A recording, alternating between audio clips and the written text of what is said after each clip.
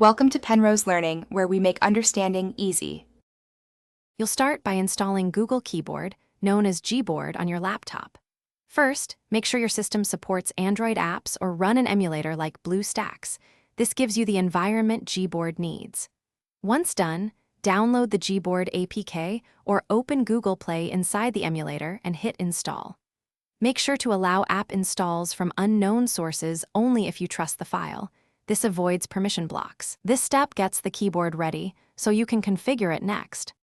Now you'll enable and customize Gboard so it behaves like a laptop keyboard.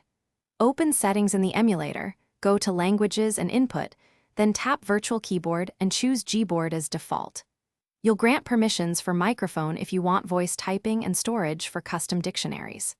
After that, customize the layout, enable glide typing, pick themes, and add your preferred languages so suggestions match. Make sure to test in a text field to confirm key mappings and shortcuts work as expected.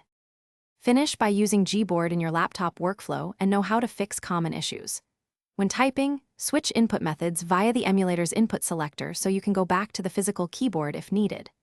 If text lags or predictions fail, close heavy apps, allocate more CPU/RAM to the emulator, and update both Gboard and the emulator.